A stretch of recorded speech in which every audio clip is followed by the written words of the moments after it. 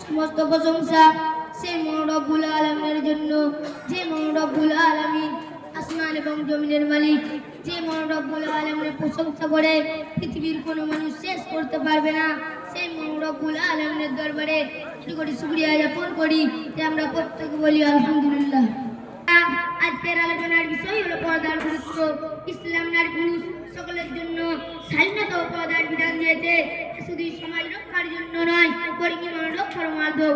কোরআনে আলোকে পর্দার নির্দেশ, সূরা আন-নূর 32।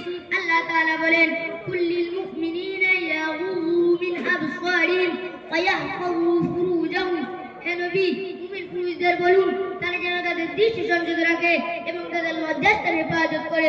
পরবর্তী আয়াতে আল্লাহ তাআলা বলেন, ওয়া কুল্লিল মুমিনাতি ইয়াগুযুনা মিন আবসারিহিন্না ওয়া ইয়াহফাযনা ফুরুজাহুম।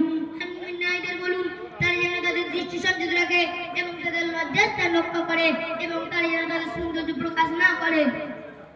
এই দুটি আয়াতেই স্পষ্ট করে নারী পুরুষের উভয়ের জন্য পর্দার বিধান রাখা হয়েছে।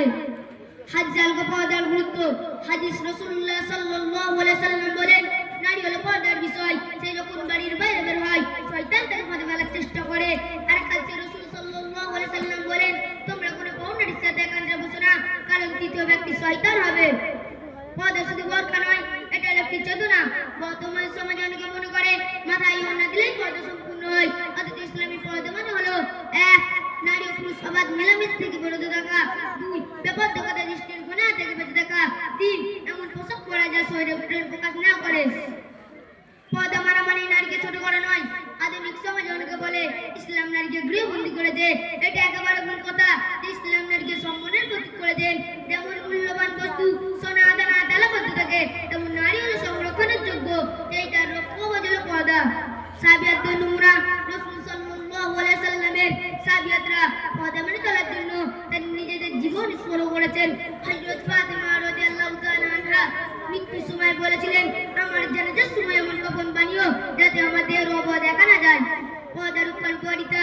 1. সমাজে ব্যভিচার কমে যায়। 2. পারিবারিক বন্ধন দৃঢ় হয়। 3. নারীরা নিরাপদ থাকে। 4. আল্লাহ সন্তুষ্ট লাভ হয়। 5. পরকালীন মৃত্যুর কষ্ট হয়।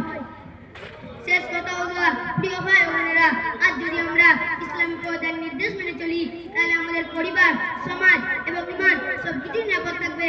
আসুন আমরা আমাদের নিজেদের সন্তান, স্ত্রী, পরিবারকে ভালোবাসি এবং তাদেরকেও পর্দার দিকে উৎসাহিত করি। সাল্লাল্লাহু আলা নবিয়্যিনা মুহাম্মদ ওয়া আলা আলিহি ওয়া সাহবিহি আজমাইন ওয়া আখির দাওয়ানা আলহামদুলিল্লাহি রাব্বিল আলামিন।